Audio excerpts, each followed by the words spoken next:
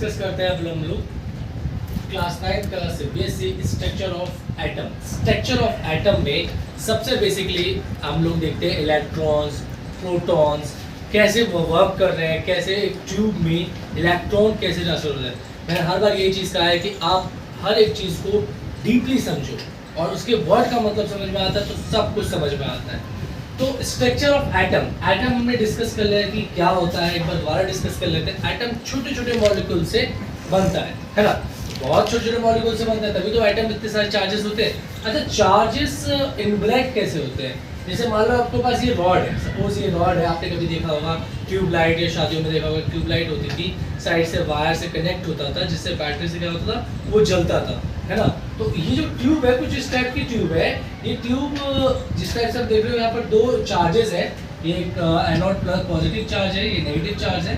अब ये जब नेगेटिव और पॉजिटिव चार्ज आपस में इंटरेक्ट होते हैं, जैसे आपने देखा होगा तार या वायर में कभी भी एक प्लस और माइनस चार्ज होता है, जब दोनों चार्ज आपस में रेगुलेट करते हैं यानी फ्रिक्शन करते हैं तभी तो इलेक्ट्रिसिटी जनरेट होती है। इलेक्ट्रिसिटी बनती कैसे?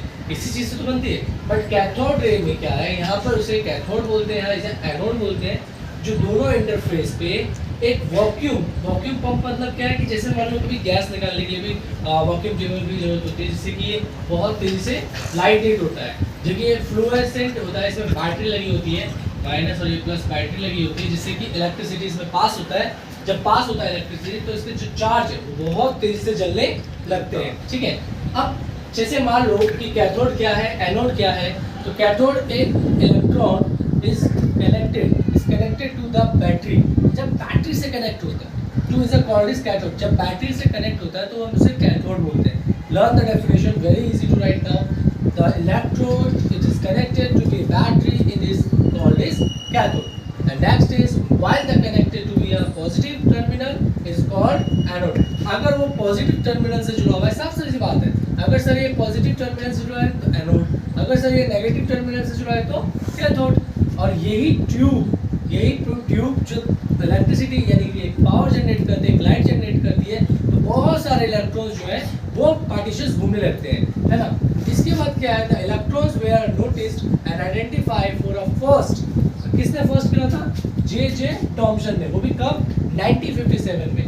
इस experiment which is all the discharge tube. जैसी चार्ज डिस्चार्ज क्या होता है, जो ट्यूब जो होता है वो डिस्चार्ज होने लगता है। जैसे आपने देखा होगा जब लाइट वो जो आपने देखा होगा बड़ी बड़ी जो लाइट होती है, बिल्कुल जब डिस्चार्ज होती है तो भी उसकी रोशनी थोड़ी देर तक रहती है, धीरे धीरे करके खत्म होती है।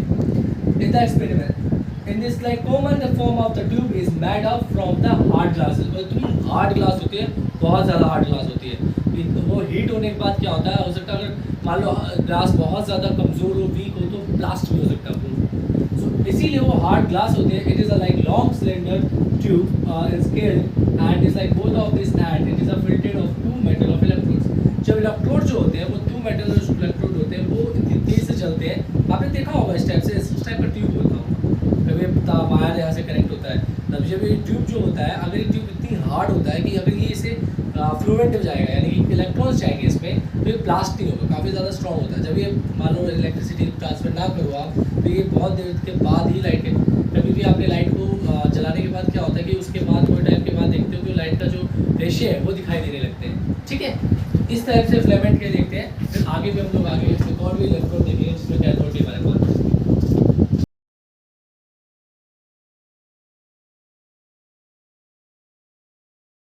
Discover of the proton. Discover of proton क्या है, प्रोटोन कैसे डिस्कवर हो रहा है ये ध्यान से देखना है, क्योंकि अब ये क्या है टॉपिक को हमें समझना कैसे। जैसे मान लो ये ट्यूब है सर, इससे अभी पहले ट्यूब जो देखा था वो ट्यूब किसकी थी, वो डिस्कवर ऑफ इलेक्ट्रॉन थी, कि इलेक्ट्रॉन से ट्रांसफर प्रोटोन की ओर।